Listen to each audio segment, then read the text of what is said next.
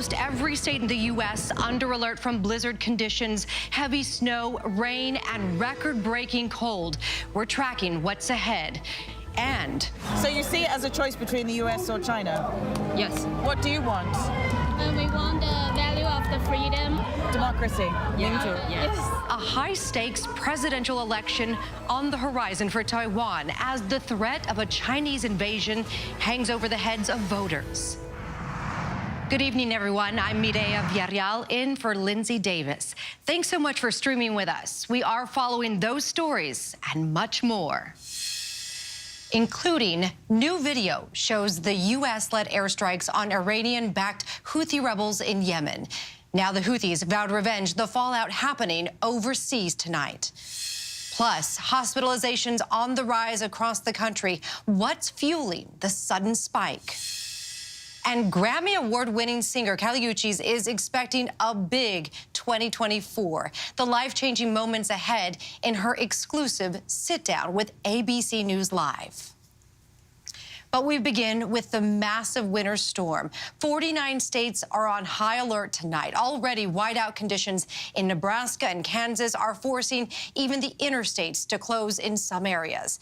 In Iowa, blinding snow and bitter cold put a halt to campaigning, even as candidates count down to Monday's Republican presidential caucuses. Nationwide, thousands of flights have been canceled. Chicago O'Hare's closed for hours today. Nearly the entire country is in this storm system's path. More blizzard conditions are on the way. Heavy rain and record cold are on the way for us. Rob Marciano is standing by with the forecast. But first, we go to Alex Perez in Chicago. Tonight, a massive storm bringing blizzard conditions, whipping winds, and life-threatening cold to millions. From the Midwest to New York, where the governor has declared a state of emergency for western New York ahead of up to 3 feet of snow. It could be falling at a heavy rate of 2 to 3 inches an hour. It'll affect visibility, blizzard-like conditions. Driving treacherous today across the Chicago area. You can see the snow is already piling up in many areas. They are expecting a foot or more. Officials in many places telling drivers to stay off the roads if possible. This tree crashing into a home. Winds up and the heavier snowfall right now is causing a little bit of mayhem throughout the village. More than 1,000 flights canceled today at Chicago airports, more than 2,000 nationwide. Nearly every state is on alert for extreme weather. In New Jersey, where the Passaic River is already at major flood stage, residents are bracing for another round of heavy rain and high wind. In Patterson, one family rescued from their home. You can see those firefighters there standing and literally carrying these residents off of the steps over onto the ladder of their truck. And right behind this system, a blast of Arctic air headed as far south as Texas. Tomorrow night's NFL wildcard game in Kansas City could be one of the coldest in history, with a wind chill of -23. Arrowhead Stadium now setting up warming stations for fans. You definitely have to be a diehard fan to want to go to that game. Alex Perez joins us now from Chicago. And Alex, the snow is not over yet, and now all eyes are on a new weather threat. What is this? Hey, Mireya, yeah, the concern is far from over. The snow and wind is returning tonight, and that will impact visibility on the roads. And then comes the deep freeze, plunging temperatures. By Sunday, the wind chill here will feel like 20 below zero. Mireya? Thank you so much, Alex, for braving the snow in Chicago tonight. Go inside, get warm, please. Now let's get right to senior meteorologist Rob Marciano tracking it all. Rob, please tell me there is some relief somewhere in the future here? Yeah, I mean, around about June, good evening to you. This is a big blast of winter that we have coming in. This storm is really winding up now. What you saw with Alex, it's going to turn back to snow as the low crosses the Great Lakes. And what it's pulling down in its wake is really just jaw-dropping kind of winter stuff. Here you go. Every state but Arizona has some sort of alert happening. There's a huge chunk of high wind alerts for the eastern third of the country. And then the central third has got all those wind chill alerts. And the blizzard warnings stick out like a sore thumb. They'll be going on for the next several hours. All right, the low pressing across Chicago and the Great Lakes continues to intensify and pushing that heavy rain into the eastern seaboard and up into the northeast as well. Wind and coastal flooding during the early morning tomorrow. Some of that rain is going to be heavy at times. That will antagonize that flooding, especially in New Jersey. Those rivers will start to rise again, and then the low pulls out the cold air over the Great Lakes, so the lake effect snows get cranking during the day tomorrow and last through tomorrow night into Sunday, 1 to 3 feet of snow, and that does include Buffalo potentially at the Bills Stadium there, so we'll be watching that. And then behind that is this wind chill and this Arctic air where you see 20, 30, 40 degree below wind chills, and there's Kansas City sticking out like a sore thumb. Those sort of wind chills, but will give you frostbite to exposed skin in just 10 minutes, so it's serious stuff. Well, you know, have to Rob, wait just a little bit longer. Rob, the best way to prevent that is just to stay inside, really. So that's what I'm going to do. So I appreciate that. Thank you so much, Rob Marciano. Please stay safe. We turn overseas now and to The Hague in the Netherlands. Israel defended its military operations in Gaza against accusations of genocide before the International Court of Justice today. The conflict with Hamas poses serious operational and legal challenges. In conducting close-quarter urban combat while mitigating harm to the surroundings, in seeking to put a stop to Hamas military use of hospitals while minimizing disruption of medical services, in balancing humanitarian considerations with the need to act forcefully against an adversary that still fires rockets deep into our country and holds our citizens hostage. While the court now considers the case, aid workers in Gaza continue to struggle to provide assistance to the civilian population in Gaza. UNICEF spokeswoman Tess Ingram is in Gaza. She joins us now. Thank you so much for talking with us. I know it's extremely chaotic out there. Can you set the scene for us on the ground? What are your needs and what are you seeing, the challenges that you're facing right now? The challenges are immense and the needs are escalating by the hour. I'm here in the Rafah governorate where we estimate about 1.5 million people, which is almost 3/4 of the population of Gaza, have been displaced from the north and the middle areas where the fighting has been more intense. And as you walk around Rafah, it really is a patchwork of plastic because people have assembled shelters from whatever they can find, but mainly plastic sheeting, blankets and ropes. I would imagine for the people that are working there, your volunteers, this is also very difficult to see this. It is. UNICEF has a few dozen staff on the ground here. Some of them are national staff who are dealing with the same loss and fear and hardship as some of the people who have been displaced. Some of them have been displaced themselves. So it's incredibly difficult for everybody here in the Gaza Strip, but most difficult for children. There's half the population of the Gaza Strip is children, and the children that we've spoken to are telling us stories that I can't imagine dealing with in my life or even my worst nightmares. I've met children who've spoken about losing their parents, about losing limbs, being incredibly sick and missing their friends in their school. So the needs really vary, and UNICEF is here trying to do everything that it can to meet those needs. And speaking on that, I know that you've worked very closely with adolescent girls. Can you tell us a little bit more about some of the specific challenges that you've witnessed?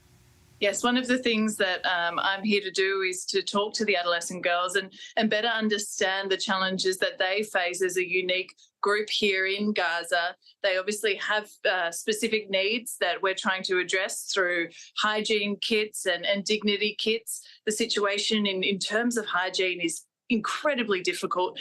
One of the young girls I spoke to, her name was Mace. She's 13. She had an incredible story about being in the north, and she got home to the house where she and her family were staying. She was about to walk into the door to the house, and she could hear her sisters laughing inside when a bombardment hit. And the next thing she remembered, she was in the hospital. She was buried underneath the rubble, actually, and rescued. Severe damage to her leg, burns all over her body, and she'd lost her sisters in that attack. She told me that she is now too afraid to be inside any sort of structure. And so despite the terrible conditions she's living in the makeshift shelter she's now in Rafah, she prefers that to being inside a building because she's so afraid that it'll fall down again. And Tess, when you start to talk about stories like that, and also Gaza's population you mentioned earlier, they are so young, nearly half the population under the age of 18. Even once this war ends, what are some of those challenges this younger generation are going to be dealing with? Well, the challenges are enormous because the society has to rebuild both emotionally and spiritually, but also physically. And it's one of the things that we're quite concerned about as UNICEF, because if you think about a conflict, perhaps a child might have to experience one moment or two moments of trauma, but then normally they're able to flee to safety. But the children in Gaza are trapped and they're experiencing fear day in, day out. And we just don't know what the long-term repercussions of that repeated trauma is going to be. Well, thank you so much for sharing with us, Tess. UNICEF's Tess Ingram, our best to you and your team on working in so much chaos right now under these difficult conditions. So thank you again. Thank you. Turning now to the Middle East, where President Biden says he's delivered the message to Iran after the U.S. launched large-scale retaliatory airstrikes against Iran-backed Houthi militants in Yemen. The airstrikes come months after their repeated attacks on commercial shipping in the Red Sea. Here's ABC's chief White House correspondent, Mary Bruce. Tonight, new video of the massive U.S.-led strikes against Iranian-backed militants in Yemen. More than 60 Houthi targets hit across 28 locations. It's the largest U.S. strike in the Middle East in years. A wave of 80 Tomahawk cruise missiles launched from Navy ships and a submarine, backed by fighter jets. Tonight, the Houthis vowing revenge, firing a missile towards another ship today, but missing, as a sea of protesters took to the street in Yemen's capital, burning American and Israeli flags. British forces joining the U.S. assault, releasing video of explosions destroying Houthi facilities. The Pentagon saying they degraded the Houthis' capabilities, taking out weapons depots, radar and surveillance systems, as well as attack drones, hoping to cripple the militants' ability to continue terrorizing the Red Sea. New satellite images revealing the aftermath, buildings flattened. Clearly, the intent here is for the U.S. and the U.K. to take out any military capability that the Houthis might have to continue to harass shipping in the Red Sea. Since mid-November, the Houthis have launched at least 27 attacks, claiming they are retaliating for Israel's war against Hamas, disrupting one of the most vital shipping routes in the world. President Biden today saying the strikes were successful, adding Iran, the Houthis' backers, got the message. I've already delivered the message to Iran. They know not to do anything. But the attack is exactly the kind of escalation the White House had been hoping to avoid. Tonight, spokesman John Kirby adamant the U.S. is not in a wider war. We don't seek a war in Yemen with the Houthis. We want to see these attacks stop. But the president says he's not ruling out taking additional measures. And that uncertainty is certainly concerning for U.S. troops and, of course, embassy workers overseas. Mary Bruce joins us now. Mary, this all comes amid the fallout over the defense secretary's secretive hospitalization. What is the White House saying about the secretary's participation in these airstrikes? Well, tonight, President Biden is standing by his Defense Secretary Lloyd Austin, who, as this attack was being planned, as you note, was hospitalized, being treated for prostate cancer, something he concealed from the president for several days. But tonight, the White House says that Austin's participation in all of this was seamless and that he was fully engaged from the hospital. Maria. All right. Thank you so much, Mary Bruce. Thank you. Joining us now is Sabrina Singh, Deputy Pentagon Press Secretary. Sabrina, the White House defends the strikes, but just today, a senior Houthi official said we will give the Americans a taste of their own medicine and actually called for Yemeni forces to get revenge. So why the move? What's the intention here? Because it does seem to have fanned the flames, so to speak. Well, let's remember why we're here in the first place. Starting in November, the Houthis started launching ballistic and cruise missiles and UAVs at commercial vessels that were transiting the Red Sea. that was a full-on aggression at international trade and trying to disrupt the free flow of commerce. So I think it's important to remember why we got here. Again, what we did last night, we have to remember that since November, we've seen Houthi attacks above in the 20s. I think just today, we're at our 28th attack from Houthis on commercial vessels in the vicinity of U.S. ships and other nations' ships that are transiting international waters. And so last night, what you saw is the U.S., in conjunction with the U.K. and with the support of other countries, take kinetic action to disrupt and degrade Houthi capabilities, including radar and ballistic and cruise missile storage facilities, as well as where we know they launch UAVs from. Sabrina, I do want to point out, we know that the Houthis fired at least one missile in retaliation today. I think I heard you earlier saying that the U.S. is not necessarily ruling out more potential attacks. How do we make sure, is the administration have some sort of plan to make sure that we don't have this back and forth? Well, look, I'm not going to forecast any future action. What I will say is we always reserve the right to take action, to defend our forces, to defend our people. And so whether there's future action, again, I won't speak to that right now. Of course, we are and will expect a response from the Houthis. What that looks like, I couldn't tell you. You know, today they are in a very different place than they were yesterday or 2 days ago. Today, their capabilities, which we feel, and we are still doing our battle damage assessment right now, but we feel we were very successful in disrupting many of the capabilities that they've been using to launch at commercial vessels who are transiting the Red Sea. And as you know, and I know as you've reported on, 15% of the world's commerce flows through that incredibly important but very narrow waterway. So what you've seen the U.S. do with the U.K. and in conjunction with a coalition of countries is take action to protect the free flow of commerce. You know, Sabrina, you just mentioned protecting our people. I know critics are very concerned about safety. What do you say to the American troops, the U.S. embassy workers who may now be at risk if militants do retaliate as promised? Well, again, the secretary has no higher priority than taking care of our people. That's something that we are going to continue to monitor. Whether that changes our posture in the region, I don't have anything to announce at this time. But again, we have a really incredible full force of deterrence in the region right now. We have the Ike Carrier Strike Group, which is in the east, which is in the CENTCOM area of responsibility. We have our Marines that are centered in the Eastern Med, along with other destroyers there. So we have a really robust presence around the Middle East right now. And so, of course, we're always going to be looking out to make sure that our forces, wherever they're based, Iraq or Syria or elsewhere in the region, are protected. And they will have, of course, the full support of the secretary. You know, Sabrina, the U.S. has been blaming Iran for supplying the Houthis and also supporting them as well. Can the U.S. contain this, though, to the Red Sea? Is there a concern at all that maybe the Iranians may get involved in the situation? Well, look, I mean, we know that the Houthis are backed by Iran. Iran has militia proxy groups, whether it's the Houthis or Hezbollah or Hamas. And we know that Iran equips, trains, supports, financially, of course, supports these groups. And many of the capabilities that they're using they have because Iran has been able to supply them. Whether this expands out from the Red Sea, that's something that the Houthis will have to calculate.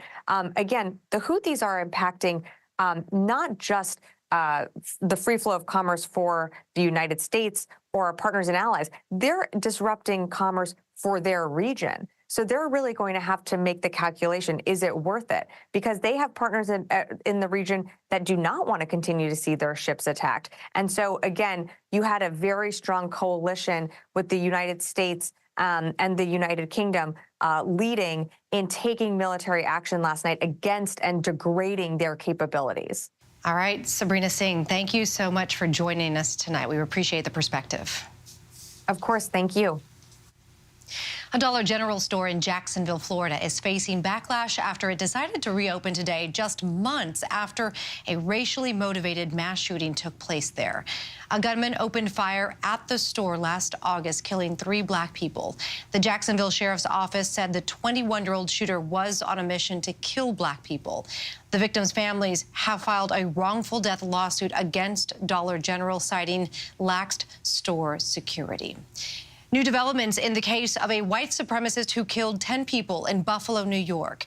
Federal prosecutors say they will seek the death penalty against Peyton Gendron, who's already serving a life sentence on state charges for the massacre at a supermarket in 2022. ABC's investigative correspondent Aaron Katersky is in Buffalo tonight. Tonight, the Justice Department is pursuing the death penalty for Peyton Gendron, who carried out a racist massacre at a Buffalo supermarket in 2022. In their decision, federal prosecutors said Gendron picked the Tops Market in East Buffalo on purpose, driving more than 200 miles from home to maximize the number of black victims. He had scouted it in advance and live-streamed the attack, prosecutors said, to incite violent action by others. 10 black people were killed in the attack, including Pearl Young. Today's decision to seek the death penalty doing nothing to diminish the pain of her daughter. Whatever decisions they made, it's not going to do anything in terms of what my heart needs, and my heart needs healing. Mark Talley's mother was Geraldine Talley. I would have preferred he spend the rest of his life in prison, suffering every day. I think he's getting off the hook getting the death penalty. Gendron is already serving a life sentence after pleading guilty to state charges last year when a man lunged at him in court. He will now be tried on federal hate crimes and weapons charges. Aaron Katersky joins us now. Aaron, this is not at all a normal move for the Biden administration, is it? It's not, Maria. In fact, the Biden administration has upheld the decisions of prior administrations when it comes to the death penalty. But the decision to seek the death penalty for Peyton Gendron marks the first time the Biden administration has made that affirmative choice. And it comes while the president has imposed a moratorium on federal executions. Tonight, the defense attorneys for Peyton Gendron call the decision deeply disappointing. Maria? Thank you so much for that perspective. Thanks, Aaron. And now we pivot to politics, the race for the White House. Blizzard conditions in Iowa are prompting concerns over how the bitter cold could impact the race as Republican voters are set to make their pick for their 2024 nominee on Monday. ABC's Rachel Scott in a very cold Iowa for us tonight. Tonight, this is what they're dealing with in Iowa. Blinding snow, impassable roads, a ferocious blizzard hitting the state. And with just 3 days to go until the caucuses, it's a potential game changer. Nikki Haley canceling all her in-person events today. But Ron DeSantis, who staked his entire campaign on a strong showing here, still out on the stump. I'll brave whatever we need to. I mean, nothing's handed to you in this life, much less a presidential nomination. So if you have to go and trudge through snow to be able to earn the vote, you trudge through snow to be able to earn the vote. In Ankeny, a few dozen people pushing through the dangerous cold to hear the Florida governor speak. I'm really impressed that so many people came out given the weather. I'm going full speed ahead with whatever we have, but we want people to be safe. DeSantis has visited Iowa more than any of the major candidates. He's had 165 events. Haley 79. Donald Trump has only logged 35 stops. And he's the only candidate not here today. But still, Trump remains the far and away frontrunner. Tonight, all 3 campaigns focused on getting their supporters through the snow and to the caucus sites on Monday. It's going to be negative 28 wind chill. And so what we hope is that they will wear layers, that they will bring their photo ID, and that they will come out and caucus. Rachel Scott, I do not know how you're doing it right now, but you are joining us live where it is very cold. Can you tell us, where do the candidates stand tonight? Yeah, Donald Trump in this race is ahead by 30 points here in Iowa. If that holds on Monday night, that would be the largest margin of victory for a Republican candidate in Iowa caucus history. But with such a big lead, the Trump campaign is clearly concerned that their supporters might get complacent and stay home. And I got to tell you, all of this really brutal winter weather is not helping either, Maria. I would imagine. I'm not really sure how you're talking. Please stay warm to you and your crews. Thank you so much, Rachel. Thanks. Stay with ABC News Live. We will have full coverage of the Iowa caucuses all day on this Monday, January 15th, right here on ABC News Live. Well, the Quaker Oats Company has added 24 additional types of granola bars, cereals, and snack foods to a December recall over possible salmonella contamination. The expanded recall includes Quaker Chewy granola bars and cereals, Captain Crunch bars, and select cereals. Consumers should check their pantries for any of the products listed and throw them away. The company's recall website has additional information and details on reimbursement. Well, the Department of Justice accused the Texas National Guard of blocking Border Patrol agents from accessing a stretch of the U.S.-Mexico border in Eagle Pass, Texas. That's according to a new DOJ filing with the U.S. Supreme Court. The claim comes as justices on the High Court weigh an emergency request from the White House, which seeks immediate permission to remove razor wire fencing. It was installed by the state of Texas along a 29-mile stretch of the border. The area of Shelby Park in Eagle Pass has been a center point of the Texas Governor Greg Abbott's efforts to deter unlawful crossings. Now, still much more to get to right here on Prime. We'll bring you a real-life Caddyshack moment. It's so cute. But next, international eyes on Taiwan as polls open. The current vice president hoping to get the title of president and avoid any troubles with China. Peace is priceless, and war has no winners.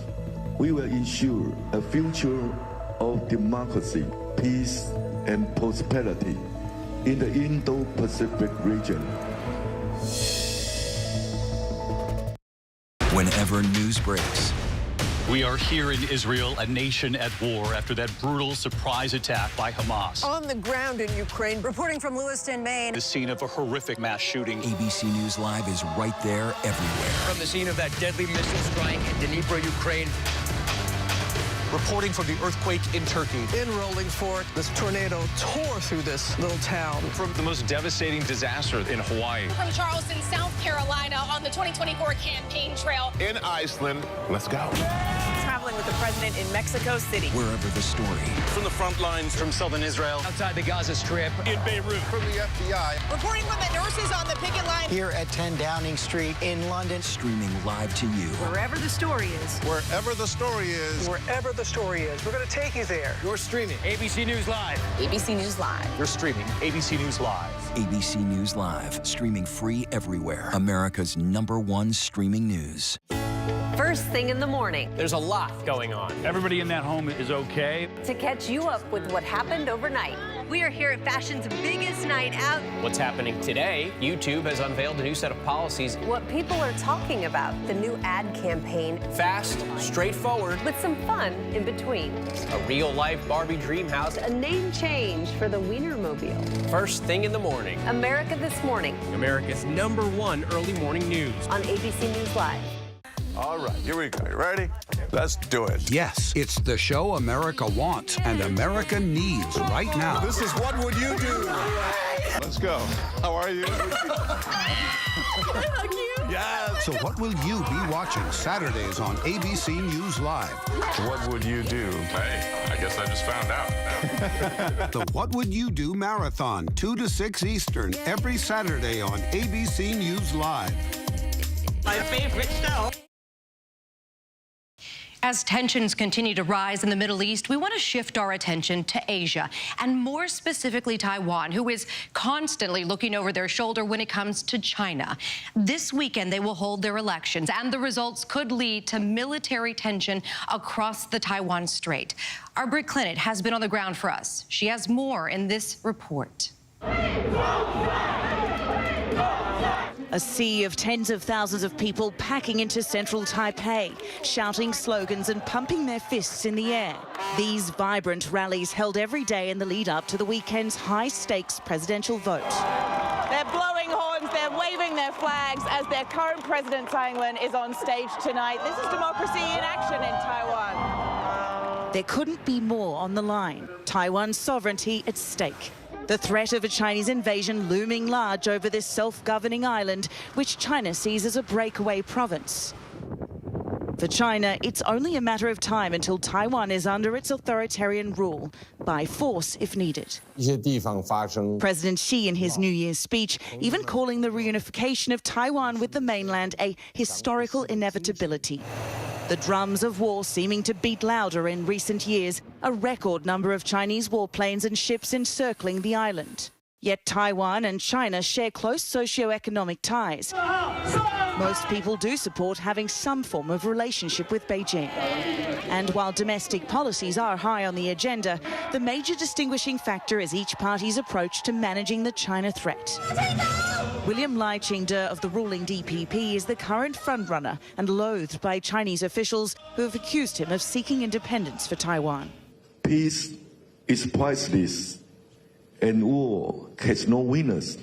We will ensure a future of democracy, peace, and prosperity in the Indo-Pacific region. Today, asking Lai if he's confident about tomorrow's vote.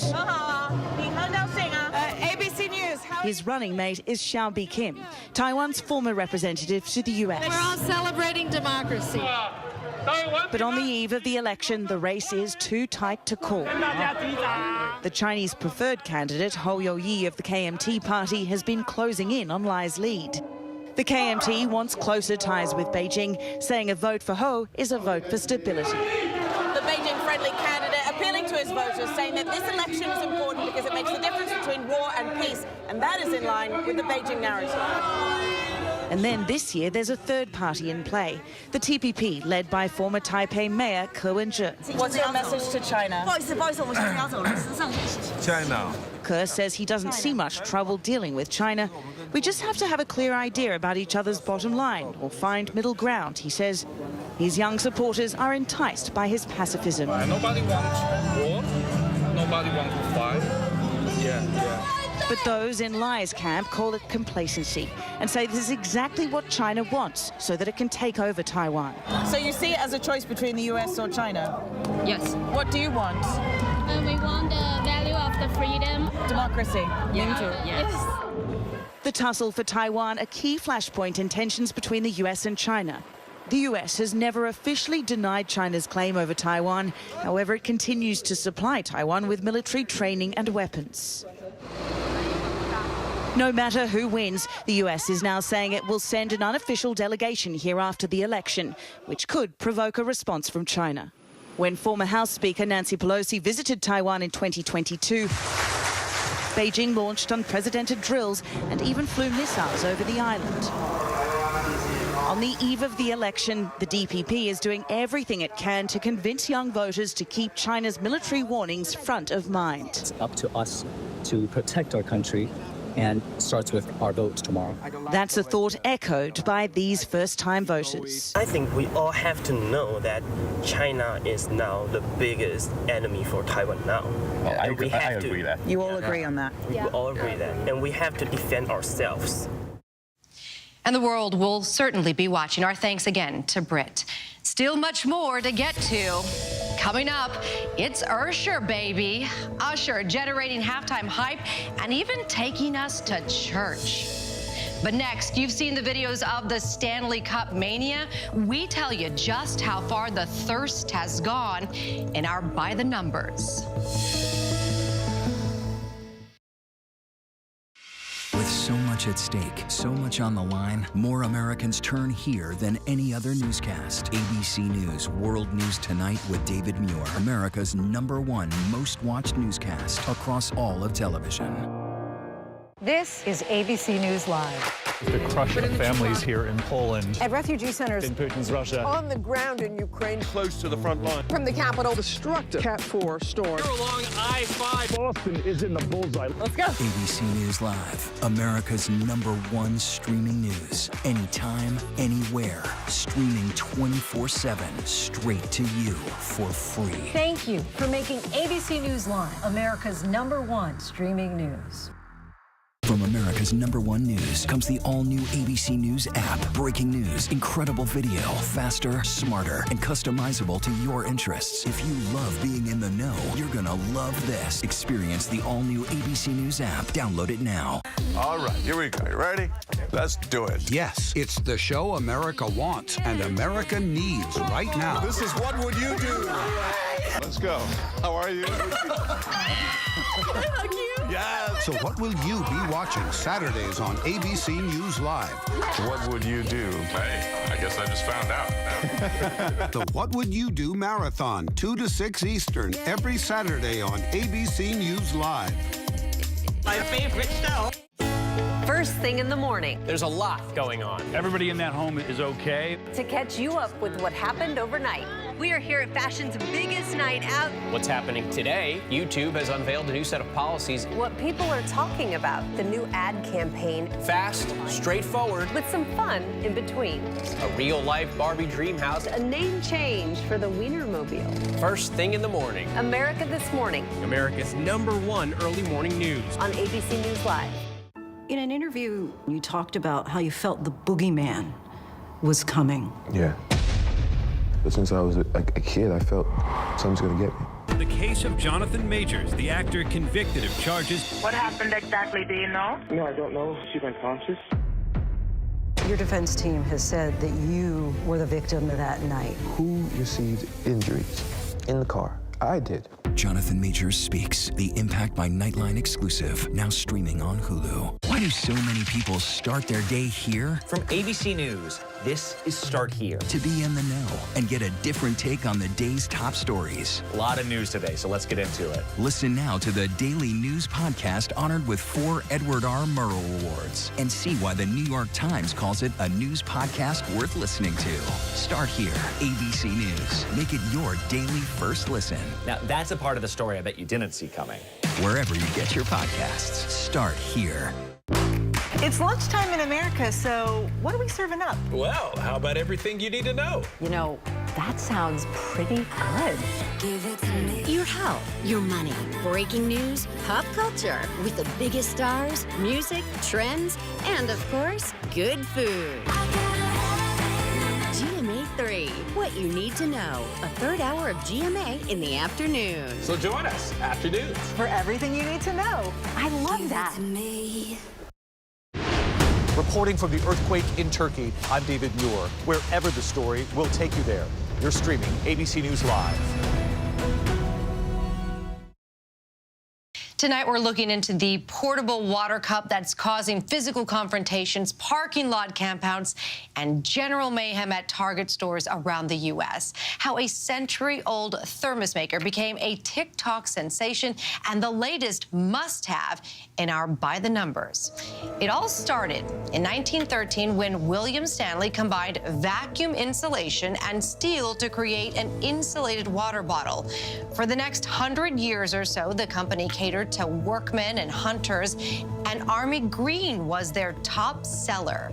But nearly 3 billion TikTok views later, women are duking it out in Target stores to get their hands on a coveted limited edition Valentine's pink and red Stanley tumbler. 2017 marks the start of Stanley's rise from basic hydration delivery device to a trendy water-toting accessory. That's when their 40-ounce Quencher cup caught the eye of a product review blog called The Buy Guide. Stanley leaned into the endorsement, and the move paid off big time. Get this. Sales leapt from $73 million in 2019 to $750 million in 2023. At about $45 a pop, that's a whole lot of bright pastel or delicately hued water jugs. And if you're still not sold on the cult status of Stanley, take a look at this. 92 million views of this video from a woman showing that her Stanley Cup survived her car catching fire. And guys, it actually still had the ice in it. But if you don't have your special Target Galentine Stanley mug yet, you may just want to hold off for the next trendy tumbler to drop, because right now they are going for upwards of $200 on eBay. And much more ahead right here on Prime. The Biden administration announcing certain student loan debt cancellations. We tell you who qualifies and when. And our Roxy Diaz sits down with mama-to-be Uchis to discuss her second Spanish language album. Can't wait. But first, look at our top trending stories on abc.com right here.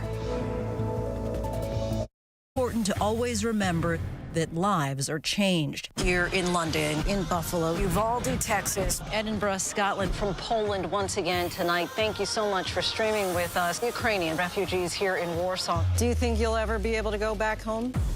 We're heading to a small community outside of Mexico City. Splintered houses and splintered lives. The magnitude of the devastation. You're streaming ABC News Live. Reporting from Rolling Fork, Mississippi. Santa Fe, New Mexico. Raleigh, North Carolina. The U.S. Capitol. Mayfield, Kentucky. Minneapolis. Mexico. Tongass National Forest, Alaska. Getting you behind the stories as they happen. Giving you a front row seat to our world as it plays out in real time, live. ABC News Live Prime. We'll take you there. Stream ABC News Live weeknights, America's most honored streaming news program, only on ABC News Live. Streaming free right now wherever you stream your news. First thing in the morning. There's a lot going on. Everybody in that home is okay. To catch you up with what happened overnight.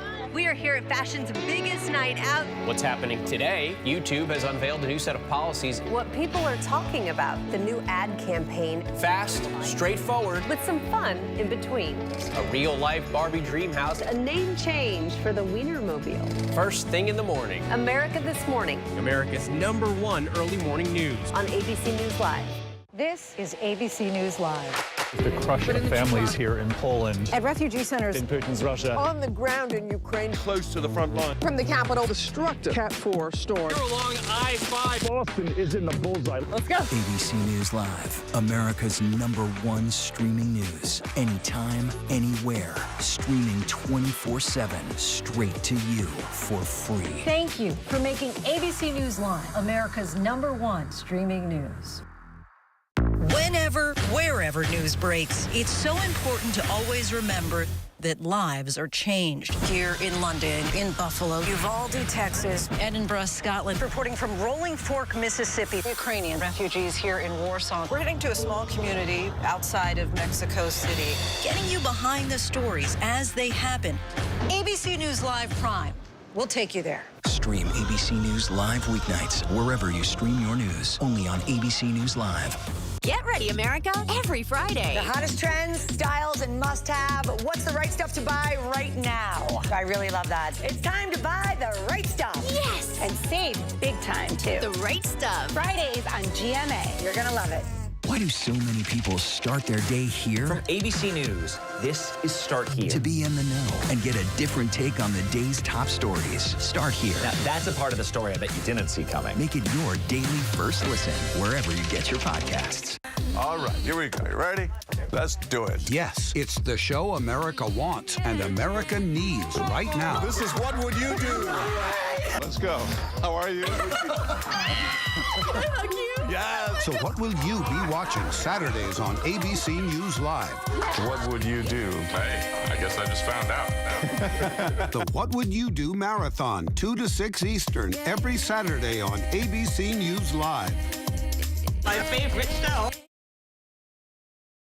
Adderall shortages, a police department wanting zero federal oversight, and Ariana Grande drops new music. These stories and more in tonight's rundown.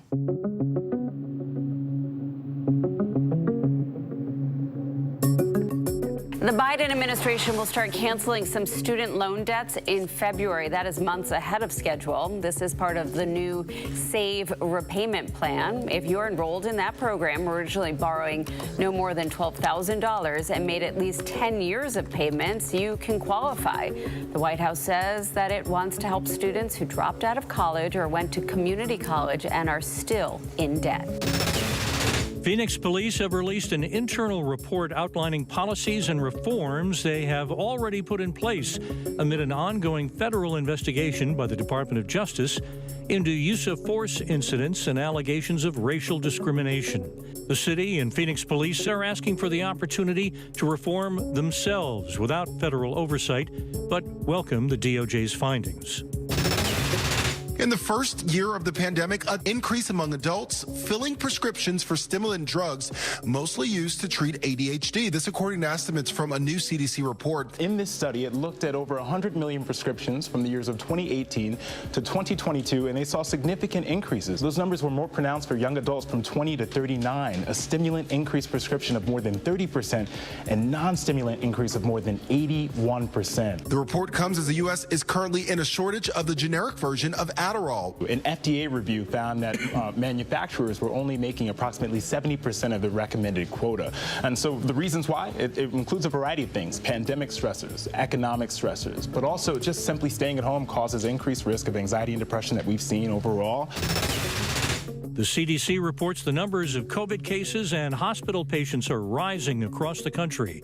Roughly 1,500 people dying from COVID each week, and more than 35,000 people in hospitals with COVID last week. That number's up for the 9th week in a row. 35 states reporting high or very high levels of COVID, flu, and RSV. The CDC official warns cases often increase after the holidays. Ariana Grande giving us a new song to blast all wintry weekend long. The pop superstar releasing her first new solo music in 3 years, dropping her single called Yes and. Boy, come on, put your lipstick on. Come on and walk this way through the fire. Grande also revealing that fans are getting a new music video to go along with it, with the new single. No word yet on when her album will drop, but she started teasing this music late last year with some photos and videos of her back at work in the recording studio. Yes and is streaming everywhere now. Finally, probably the last thing a golfer wanted on the course in San Diego. And we're not talking about sand traps or stormy weather. We're talking gophers. One like this, especially determined fellow bent on trying to push a golf ball out of a hole. Does this look familiar? Think back to the year 1980 when the golf fan favorite Caddyshack hit the big screen and forever changed our image about gophers. An investigation into MAX 9 planes after that terrifying mid-air incident 1 week ago is now growing. A chunk of a Boeing's fuselage broke off an Alaska Airlines flight 16,000 feet over Portland, Oregon. Just a day after the FAA announced an investigation into whether Boeing failed to properly inspect its 737 MAX 9 aircraft, which remains grounded. The agency audited the MAX 9's entire production line and all of its suppliers. The company won't comment on pending litigation, but Boeing CEO says they have confidence in Spirit Aerosystems. And the NFL playoffs start tomorrow. 14 teams starting on the road to the Super Bowl. We know Usher will be there waiting for them and hundreds of millions of viewers ready to put on a show. The Apple Music Super Bowl halftime show is going to be there, and here's Will Reeve with more.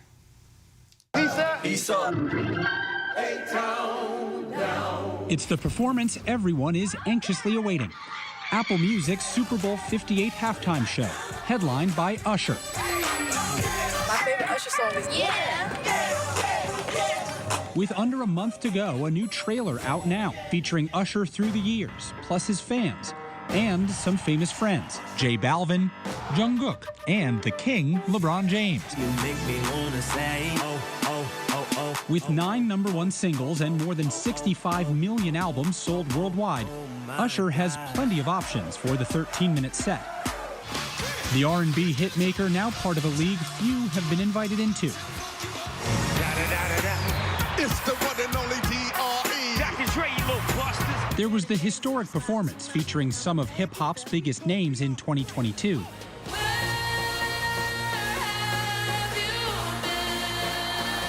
Not to mention Rihanna's high-flying pregnancy announcement just last year, the superstar giving Usher a ringing endorsement to E! News. Usher is a natural. He's a legend. He's been doing this since he's a teenager. Like, he's made for that show. Usher aware of the high expectations and ready to add this moment to his celebrated career. Those 13 minutes mean everything. It's been on my bucket list for a long time. I've been asked many times, like, what are the benchmarks? Obviously performing, but being able to perform on that stage, because so many amazing performers throughout the years have graced it. You remember the first time you ever heard your voice, you know, on a format or a radio, right? This is like that one of those. For me. Yeah, it's one of those. It's happened. I'm very, very happy. It's definitely going to be a moment to remember.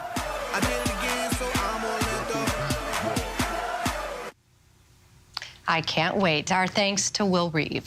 A new year means a new era for singing sensation Uchis. This week, the 29-year-old released her latest lavish Spanish-speaking album, O Queridas, featuring songs about taking care of yourself, something Cali has turned her own attention to recently. And that's because she's expecting something else this year. She sits down exclusively with our Roxy Diaz in tonight's Prime Playlist.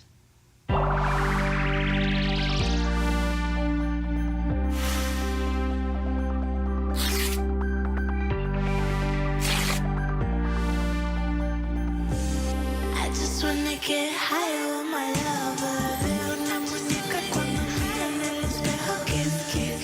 From Moonlight to I Wish You Roses.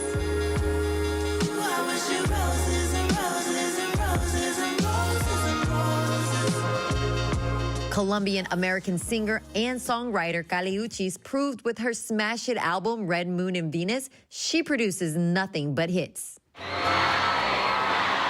The 29-year-old performing a sold-out tour across the U.S., including performances at legendary venues like Radio City Music Hall in New York City, where I sat down with Uchis last year.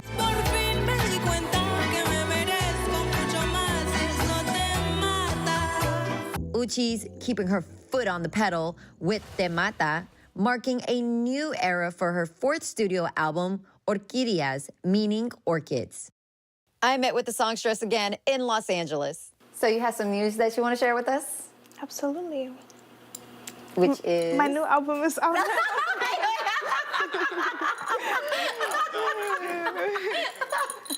She's like, you see it, Roxy. There's no hiding esto right here. Right. What do you want me to say? It's on display right now. That's too funny.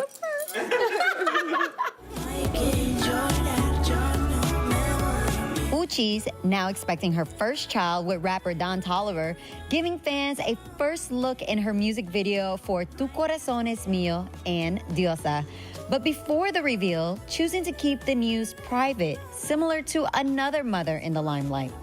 Actress Halle Bailey hiding her pregnancy until after the baby was born. Halle and DDG, they just recently announced their pride and joy baby boy, but of course there was just speculations throughout their entire pregnancy and what was going on.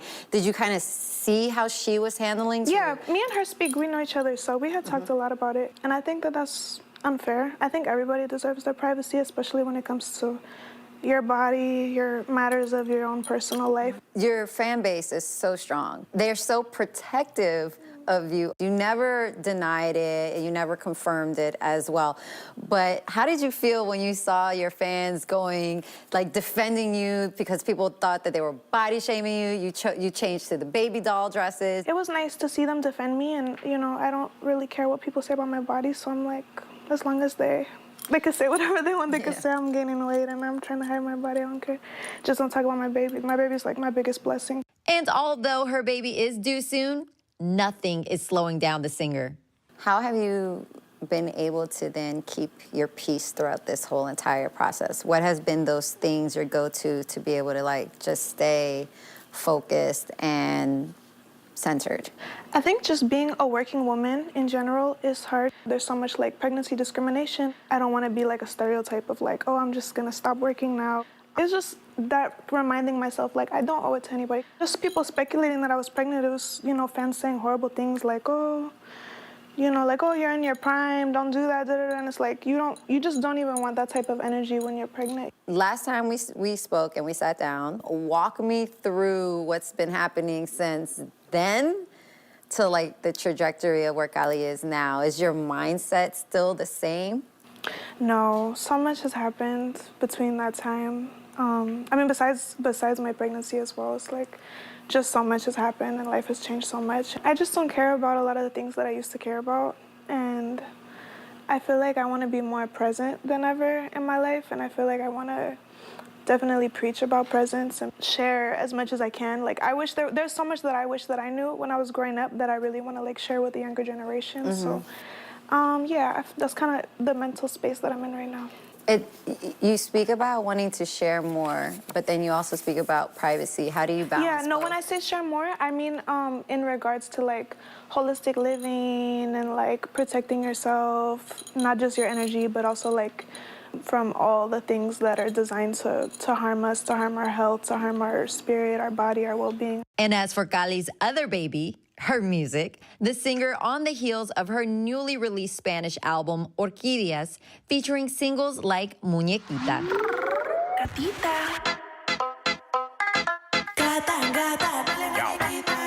The 14-track Spanish record is her most genre-bending project yet, with splashes of merengue, disco, and bolero.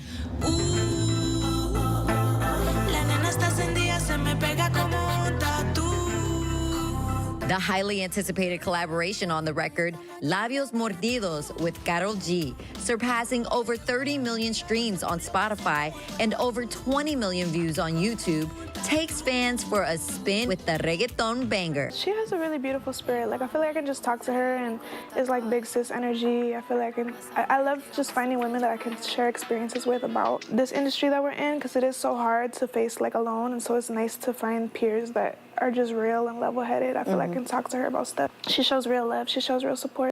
El Alfa, JT, and Raúl Alejandro also making appearances on the record.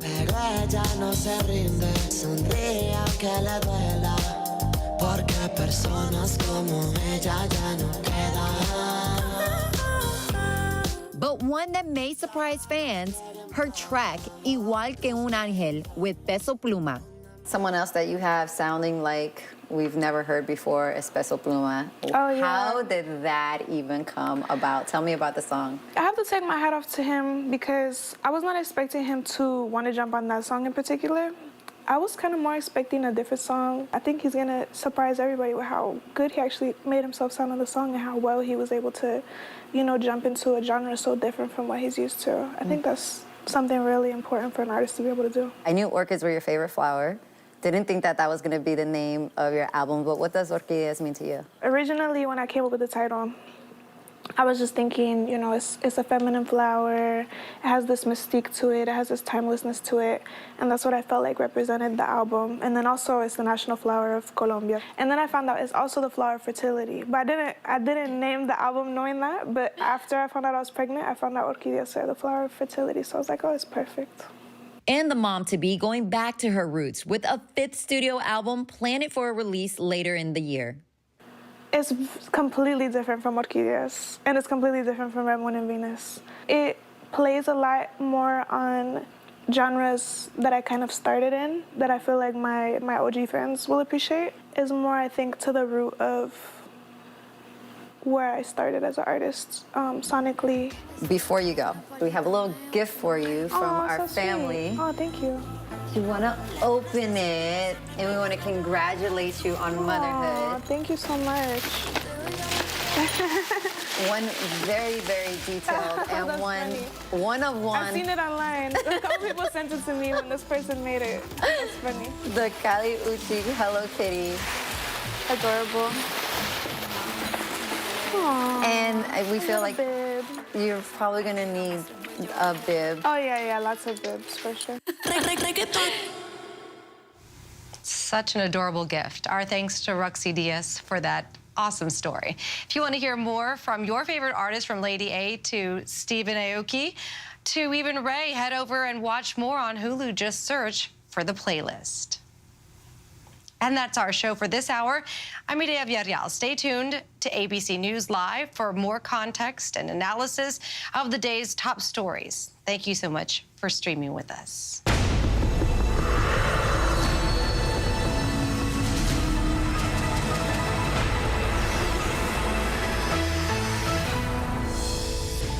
And coming up in our next hour, new video from that wild mid-air plane blowout on an Alaska Airlines flight.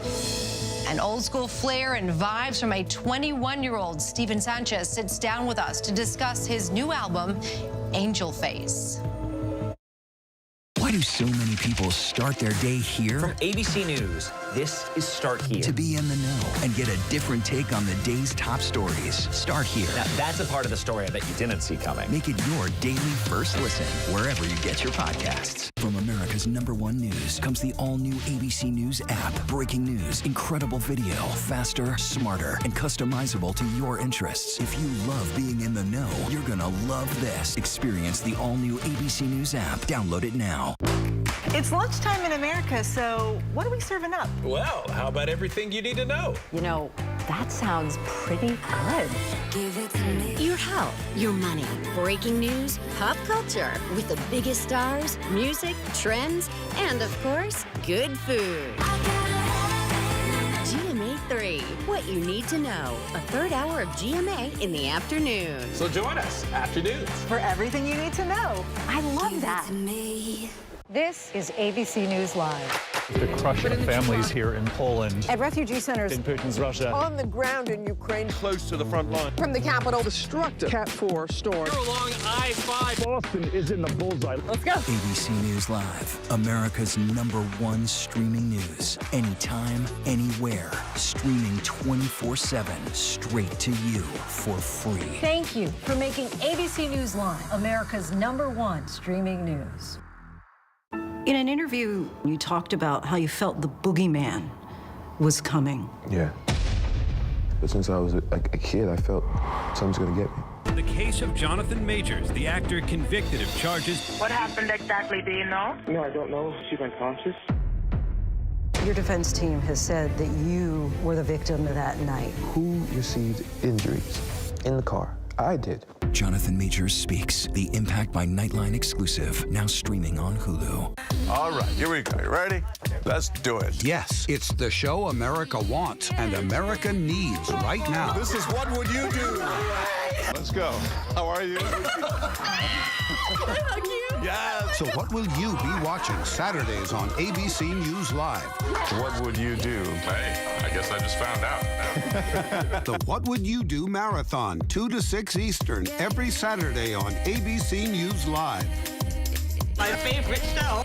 Whenever, wherever news breaks, it's so important to always remember that lives are changed. Here in London, in Buffalo, Uvalde, Texas, Edinburgh, Scotland. Reporting from Rolling Fork, Mississippi. Ukrainian refugees here in Warsaw. We're heading to a small community outside of Mexico City. Getting you behind the stories as they happen. ABC News Live Prime. We'll take you there. Stream ABC News Live weeknights, wherever you stream your news. Only on ABC News Live. Reporting from Monterey Park, California, I'm Robin Roberts. Wherever the story is, we're going to take you there. You're streaming ABC News Live. Good evening, everyone. This is ABC News Live Prime. I'm Mireya Villarreal in for Lindsay Davis tonight. Thank you so much for streaming with us. We got a lot of news to get to this evening, including new video of the U.S.-led airstrikes on Iranian-backed Houthi rebels in Yemen. Now the Houthis vowed revenge. The fallout happening overseas tonight. And mummies were alien mummies discovered in Peru. Experts weigh in tonight. But we begin with that massive winter storm. 49 states are on high alert tonight. Already whiteout conditions in Nebraska and Kansas are forcing even the interstates to close in some areas. In Iowa, blinding snow and bitter cold put a halt to campaigning, even as candidates count down to Monday's Republican presidential caucuses. Nationwide, thousands of flights have been canceled. Chicago O'Hare closed for hours today. Nearly the entire country is in this storm system's path. More blizzard conditions, heavy rain, and record cold are on their way. Rob Marciano is standing by with the forecast. But first, to Alex Perez in Chicago. Tonight, a massive storm bringing blizzard conditions, whipping winds, and life-threatening cold to millions. From the Midwest to New York, where the governor has declared a state of emergency for western New York ahead of up to 3 feet of snow. It could be falling at a heavy rate of 2 to 3 inches an hour. It'll affect visibility, blizzard-like conditions. Driving treacherous today across the Chicago area. You can see the snow is already piling up in many areas. They are expecting a foot or more. Officials in many places telling drivers to stay off the roads if possible. This tree crashing into a home. Winds up and the heavier snowfall right now is causing a little bit of mayhem throughout the village. More than 1,000 flights canceled today at Chicago airports, more than 2,000 nationwide. Nearly every state is on alert for extreme weather. In New Jersey, where the Passaic River is already at major flood stage, residents are bracing for another round of heavy rain and high wind. In Patterson, one family rescued from their home. You can see those firefighters there standing and literally carrying these residents off of the steps over onto the ladder of their truck. And right behind this system, a blast of Arctic air headed as far south as Texas. Tomorrow night's NFL wildcard game in Kansas City could be one of the coldest in history, with a wind chill of -23. Arrowhead Stadium now setting up warming stations for fans. You definitely have to be a diehard fan to want to go to that game. Alex Bettis joins us now from Chicago. And Alex, the snow is not over yet, and now all eyes are on a new weather threat. What is this? Hey, Medea, yeah, the concern is far from over. The snow and wind is returning tonight, and that will impact visibility on the roads. And then comes the deep freeze, plunging temperatures. By Sunday, the wind chill here will feel like 20 below zero. Medea? Thank you so much, Alex, for braving the snow in Chicago tonight. Go inside, get warm, please. Now let's get right to senior meteorologist Rob Marciano tracking it all. Rob, please tell me there is some relief somewhere in the future here? Yeah, I may around about June, but good evening to you. This is a big blast of winter that we have coming in. This storm is really winding up now. What you saw with Alex, it's going to turn back to snow as the low crosses the Great Lakes, and what is pulling down in its wake is really just jaw-dropping kind of winter stuff. Here you go. Every state but Arizona has some sort of alert happening. There's a huge chunk of high wind alerts for the eastern third of the country, and then the central third has got all those wind chill alerts, and the blizzard warnings stick out like a sore thumb. They'll be going on for the next several hours. All right, the low pressing across Chicago and the Great Lakes continues to intensify and pushing that heavy rain into the eastern seaboard and up into the northeast as well. Wind and coastal flooding during the early morning tomorrow. Some of that rain is going to be heavy at times. That will antagonize that flooding, especially in New Jersey. Those rivers will start to rise again, and then the low pulls out the cold air over the Great Lakes, so the lake effect snows get cranking during the day tomorrow and last through tomorrow night into Sunday, 1 to 3 feet of snow, and that does include Buffalo potentially at the Bills Stadium there, so we'll be watching that. And then behind that is this wind chill in this Arctic air where you see 20, 30, 40 degree below wind chills, and there's Kansas City sticking out like a sore thumb. Those sort of wind chills, but will give you frostbite to exposed skin in just 10 minutes, so it's serious stuff. Well, you have know, to Rob, wait just a little bit longer. Rob, the best way to prevent that is just to stay inside, really. So that's what I'm going to do. So I appreciate that. Thank you so much, Rob Marciano. Please stay safe. Turning now to the Middle East, where President Biden says he's delivered the message to Iran after the U.S. launched large-scale retaliatory airstrikes against Iran-backed Houthi militants in Yemen. The airstrikes come months after their repeated attacks on commercial shipping in the Red Sea. Here's ABC's chief White House correspondent, Mary Bruce. Tonight, new video of the massive U.S.-led strikes against Iranian-backed militants in Yemen. More than 60 Houthi targets hit across 28 locations.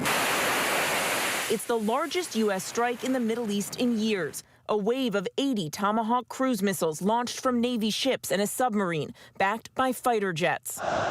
Tonight, the Houthis vowing revenge, firing a missile towards another ship today, but missing, as a sea of protesters took to the street in Yemen's capital, burning American and Israeli flags. British forces joining the U.S. assault, releasing video of explosions destroying Houthi facilities. The Pentagon saying they degraded the Houthis' capabilities, taking out weapons depots, radar and surveillance systems, as well as attack drones, hoping to cripple the militants' ability to continue terrorizing the Red Sea. New satellite images revealing the aftermath, buildings flattened. Clearly, the intent here is for the U.S. and the U.K. to take out any military capability that the Houthis might have to continue to harass shipping in the Red Sea. Since mid-November, the Houthis have launched at least 27 attacks, claiming they are retaliating for Israel's war against Hamas, disrupting one of the most vital shipping routes in the world. President Biden today saying the strikes were successful, adding Iran, the Houthis' backers, got the message. I've already delivered the message to Iran. They know not to do anything. But the attack is exactly the kind of escalation the White House had been hoping to avoid. Tonight, spokesman John Kirby adamant the U.S. is not in a wider war. We don't seek a war in Yemen with the Houthis. We want to see these attacks stop. But the president says he's not ruling out taking additional measures. And our thanks to Mary. Next, the growing investigation into those MAX 9 planes after that terrifying mid-air incident 1 week ago.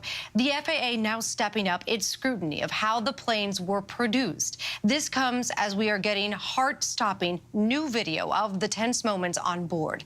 Matt Rivers reports. We need everyone to remain seated with their seatbelts fastened right now. Tonight, terrifying new video just moments after a chunk of this Boeing's fuselage broke off an Alaska Airlines flight 16,000 feet over Portland, Oregon, sending a howling, freezing wind over the 170-plus passengers in the now depressurized cabin. The stories from those passengers, harrowing. Passenger Kuong Tran in the row behind the blowout, losing his socks, shoes, and cell phone, suffering bruises and a sprained ankle, telling ABC News he thought he'd get sucked out feet first. And this 15-year-old boy had his shirt torn from his body as he was sitting across the aisle.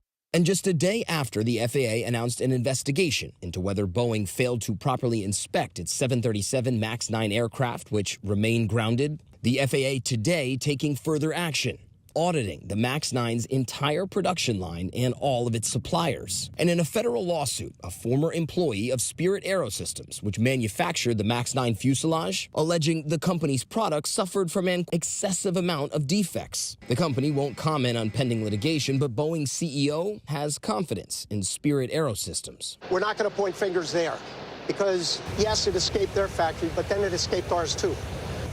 Seems like some aggressive finger pointing here, though. Matt Rivers joins us now. Matt, is there any timeline to get all these grounded planes back into the sky? Yeah, Mireya, tonight there is no timeline for the return of nearly 200 MAX 9s to duty. Investigators, meanwhile, continue to search for the bolts that would have affixed the piece of fuselage that broke off to the rest of the plane. Also, Boeing and Spirit Aerosystems say they will fully cooperate. Mireya? Thank you so much, Matt.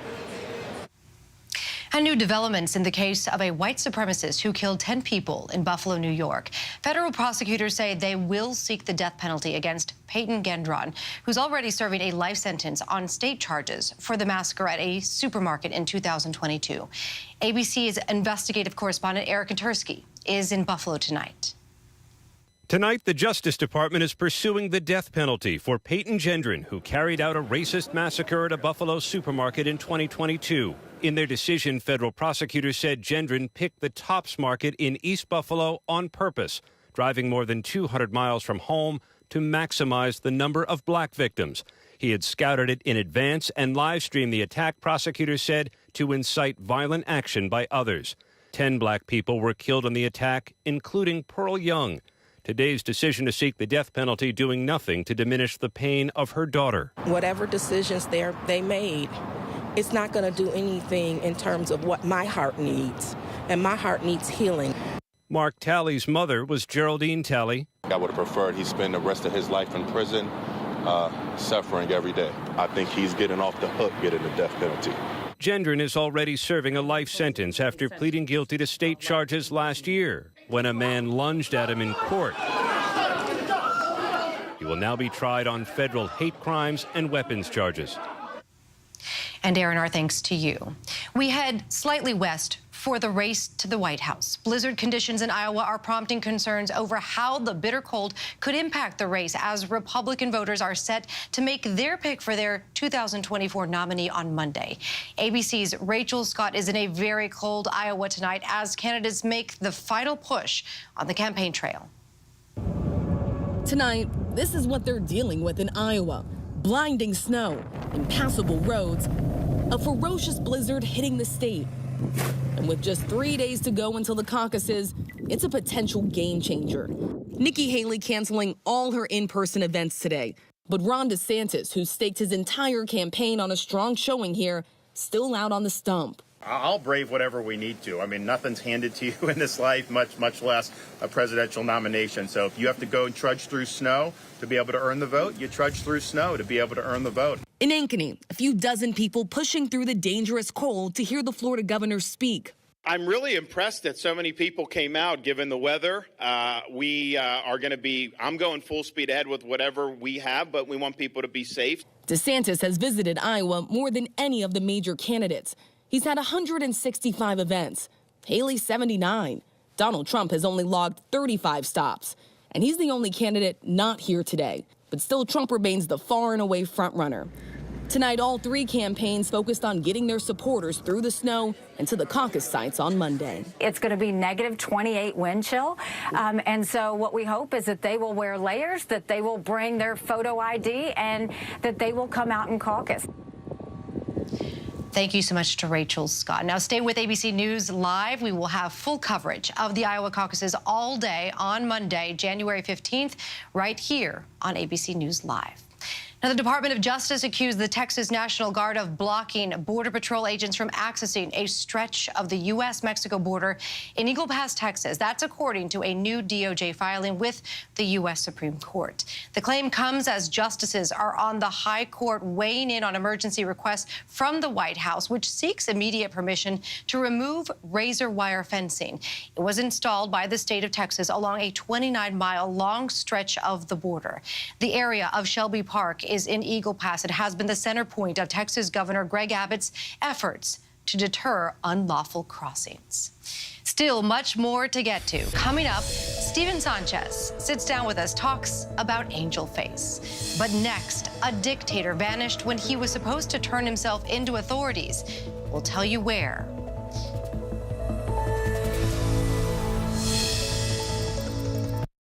Whenever news breaks, we are here in Israel, a nation at war after that brutal surprise attack by Hamas. On the ground in Ukraine, reporting from Lewiston, Maine. The scene of a horrific mass shooting. ABC News Live is right there everywhere. From the scene of that deadly missile strike in Dnipro, Ukraine.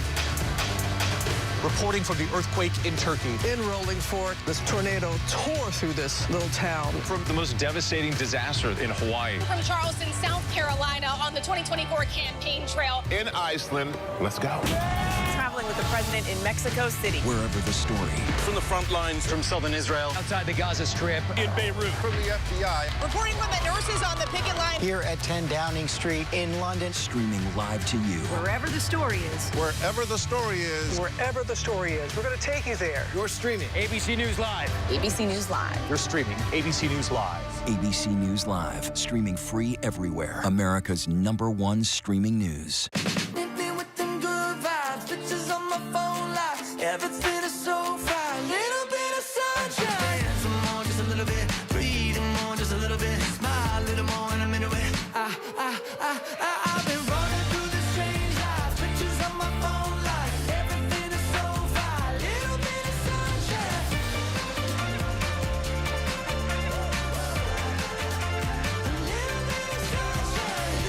Good morning, America. All right, here we go. You ready? Let's do it. Yes, it's the show America wants and America needs right now. This is What Would You Do? Let's go. How are you? Yes. So what will you be watching Saturdays on ABC News Live? What would you do? Hey, I guess I just found out. The What Would You Do Marathon, 2 to 6 Eastern, every Saturday on ABC News Live. My favorite show. We're tracking several headlines around the world. A former dictator in South America has vanished after not turning himself into authorities today as planned. Former Suriname dictator Desi Bouterse was set to begin a 20-year prison sentence for killing more than a dozen political opponents back in the early 80s. His wife told reporters she did not know where he was. Authorities are currently investigating the 78-year-old's disappearance. In South Korea, the director of the Oscar-winning movie Parasite called for a thorough investigation into the death of popular actor Lee Sun-yoon. The 48-year-old was found dead in his car days after Christmas in what is widely seen as a suicide following a police investigation into his alleged drug use. In a nationally televised news conference today, the director and other artists questioned why police summoned the actor in front of TV cameras and whether police inappropriately leaked information. And experts in Peru are dismissing the discovery of 2 alien mummies. They were seized last October at one of the shipping offices at the Lima airport. After a scientific analysis into 2 so-called humanoid dolls, experts say they were just dolls made from animal bones. I can't wait to introduce you to our next guest, who is taking the music industry by storm with his triple platinum 2023 album, Angel Face. Take a listen.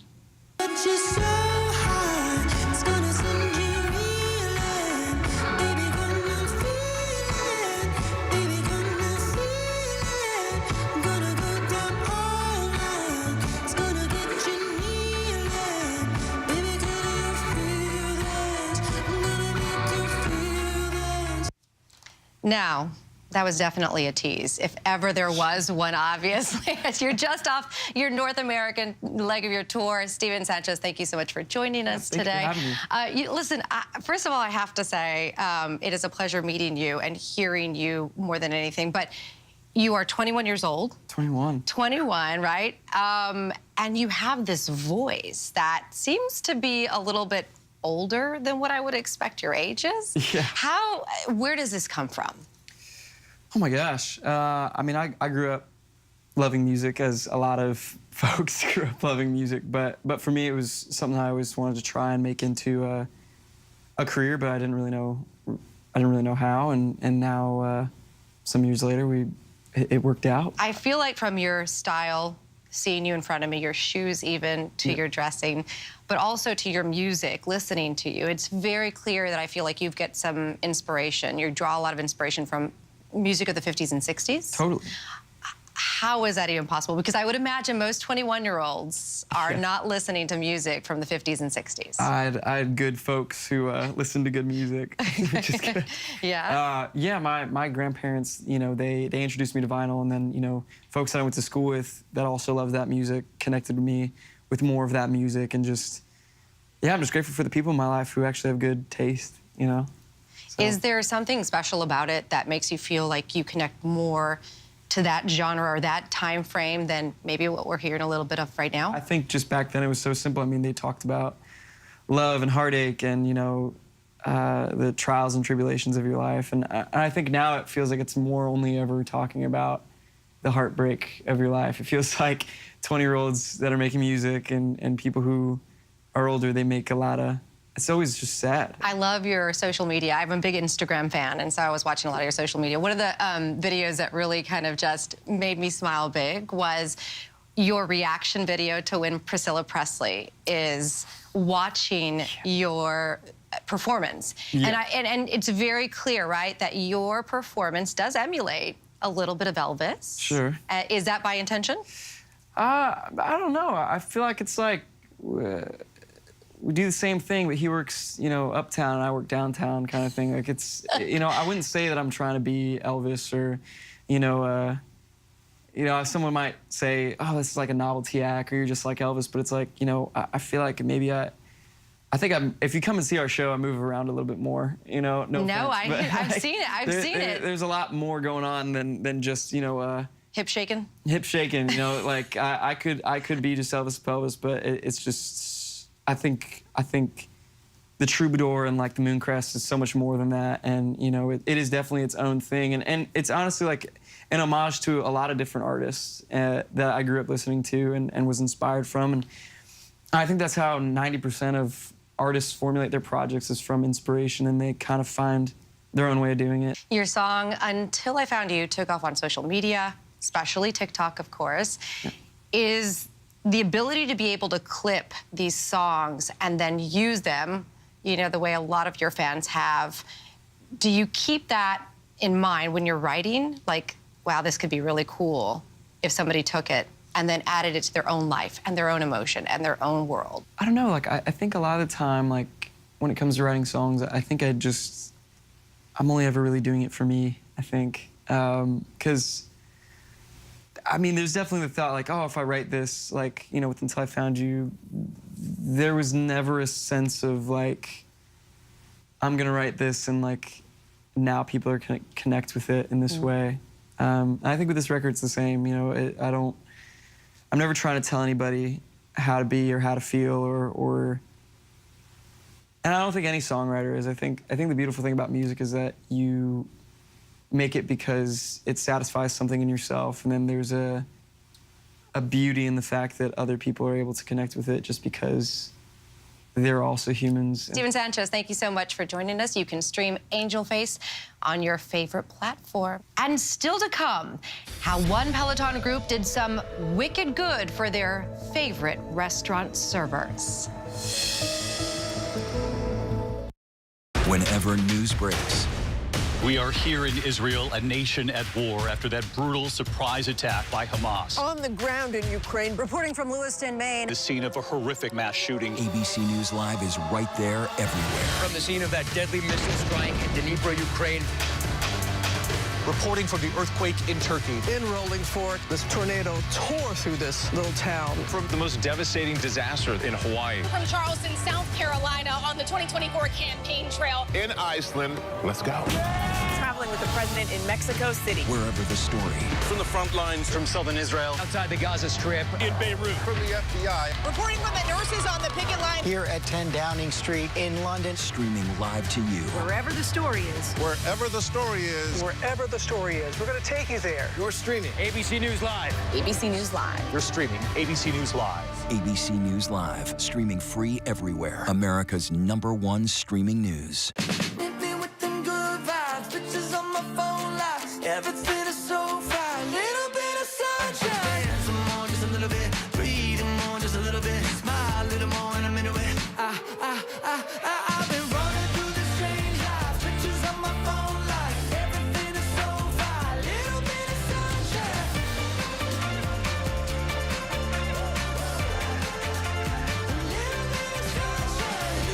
Good morning, America. All right, here we go. You ready? Let's do it. Yes, it's the show America wants and America needs right now. This is What Would You Do? Let's go. How are you? Yes. So what will you be watching Saturdays on ABC News Live? What would you do? Hey, I guess I just found out. The What Would You Do Marathon, 2 to 6 Eastern, every Saturday on ABC News Live. My favorite show. And now to breaking news. ABC News has confirmed the United States launched another retaliatory strike against Houthi militants in Yemen on Friday, following Thursday's large-scale airstrikes, according to a U.S. official. U.S. officials do believe yesterday's strike degraded the Houthis' ability to launch attacks on commercial ships in the Red Sea. Stay with ABC News Live as we learn the updates. We will continue to monitor any developments throughout the night on this news. But first, before we let you go, let's end on some good news, some wicked good news, if you will indulge me. In Massachusetts, a local Peloton community trains and lives by the motto, do wicked good.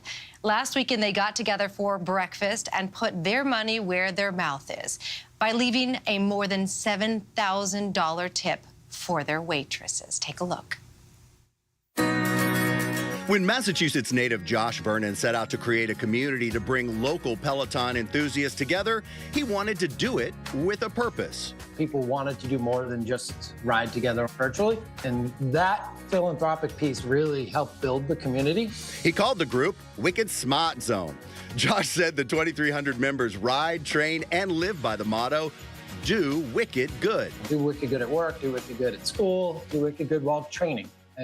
But then take it a step further and do wicked good by giving back to your community. So they started an annual gathering with a charitable twist. Each year, members meet at a different restaurant for a meal and pool their money for a special tip for their servers. We thought it would just be 20 or whatever of us going out to dinner. But then the people on our group were like, well, can I Venmo you? Can I send you some more money? And it just like spiraled. Serving people is challenging. So it's nice to let servers know that we care. Last Sunday, about 40 members joined for a breakfast at Red's Kitchen and Tavern, while others contributed from afar. I had just over 130 donations before I even went to the restaurant. The group leaving more than $7,000 for their two servers, Raisa and Nicole. Stop it. You're cheating us? Stop it. I couldn't even find the words to describe it. You're never expecting that. Never. I'm a single mom, so I was like, this is definitely going to help, put a little relief on the bills. The two servers then sharing the wealth with their colleagues. Me and Raisa decided to contribute some to the back of the house just because they're the main gear in the whole cycle of the team. I believe that when you have a platform, no matter how small or how big it is, you have the ability to do something good. And more than just good, do wicked good. So to the members of the Wicked Smart Zone, for paying your kindness forward, you're our ray of sunshine. Well, this has been a wicked good time for me. My thanks to everybody who helped put this show together, and to Lindsay, of course, for letting me fill in for her. ABC News Live is here for all the needs that you have on your news and context and analysis. You can always find us on Hulu, Roku, Pluto TV, Pluto TV, the ABC News app, and of course, abcnews.com.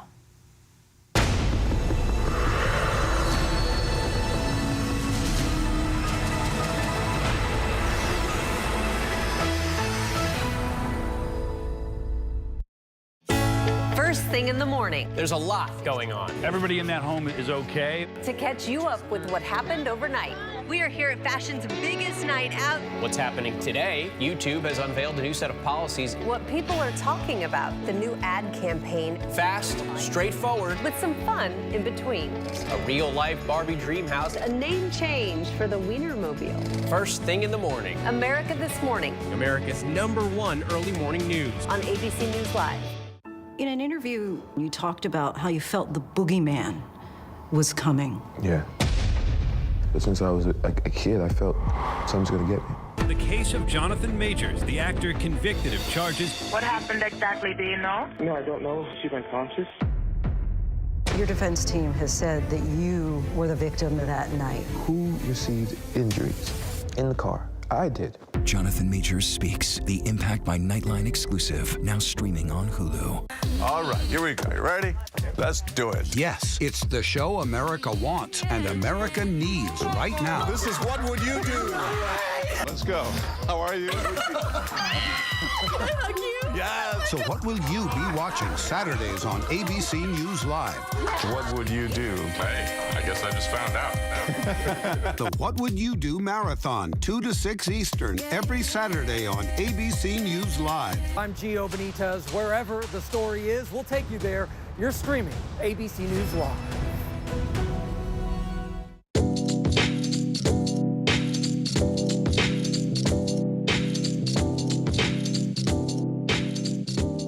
Music is powerful and can be deeply personal, a way to find your place or even your purpose. I'm Phil Lipoff, and this is The Playlist, where we are highlighting artists who celebrate their uniqueness. An indie frontman connecting to his roots, a crooning duo spending decades on the road playing for a loyal fan base. But first, a singer-songwriter with soul. This is Ray's moment for sure. The British-born artist is selling out shows all across the world. And at first, her voice was the soundtrack to some of the biggest dance hits on the charts. Now she's on her own, and it's the honesty in her songwriting and the vulnerability in her performances. I spent some time with Ray to talk about her journey to stardom and her fight for creative freedom. Ray has been running towards stardom her whole life. And teasing, I'm sitting on him. Her 2022 release, Escapism, streamed more than 500 million times. Back to the intro, back to the bar, to the Bentley, to the hotel, to my own way. That success, and perhaps more important to the 25-year-old, her artistic freedom, did not come overnight. When I signed my record deal when I was 17, in my mind, I was going to be like, here's my album. And they were like, yeah, okay, great. They were like, okay, so you could go and do some sessions with these people. Go and write with them. She says her label ignored what she wanted to create, instead put her together with some of the biggest DJs and producers to make dance hits like You Don't Know Me.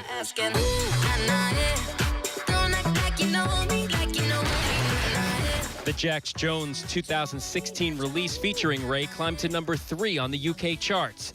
After that, Secrets. What a way to drop a bombshell, baby. Guess you really didn't think I'd find out. And then, Bed. Another top 10 hit with her friend and DJ legend, David Guetta. Her voice becoming synonymous with the genre, but only that genre. I was there for 7 years, and in my mind, I had written many, many different albums worth of stuff that would have made sense in it. You know, like, there's like hundreds of songs. She even wrote hits for other artists, like Bigger for Beyonce.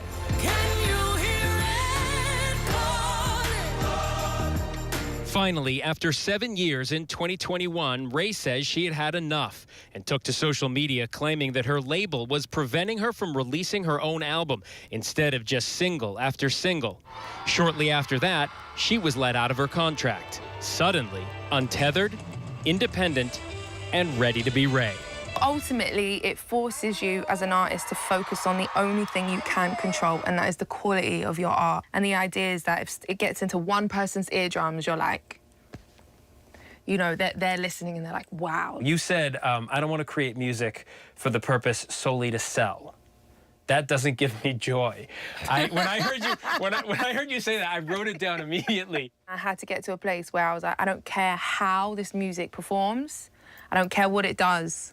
What I care about is the fact that I love it. That love for music began when Ray, or Rachel Agatha Keane, was a child in Yorkshire, England. I sang at church, and my parents are definitely musical, but were never professionally musical. At 7 years old, I turned around to my dad and I was like, Dad, I'm going to be a songwriter.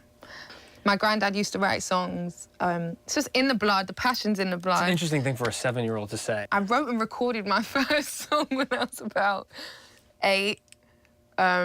I still have the recordings, but you are not allowed to hear them because I sound terrible. What was the name of the song? The song was called Change My World, and I wrote this song about a homeless man that I'd seen, and I was really upset. One line. Cold and tired and hungry, life is just so hard for me. Yeah, all I want is a peaceful world, something like that. The writing was on the wall. In her teens, her passion for music grew, inspired by legends like Nina Simone. Ray seen here singing Feeling Good.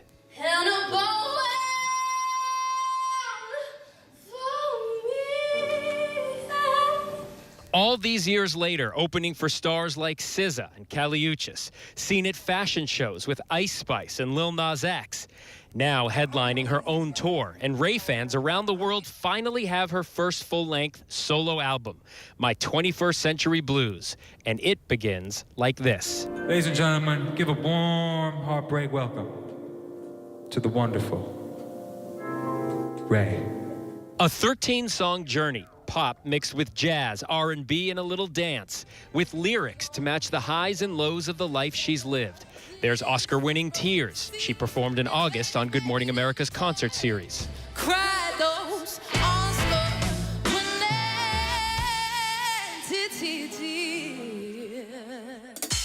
And deeply personal songs like Ice Cream Man. Coming like the ice cream man, till I felt his ice cold hands.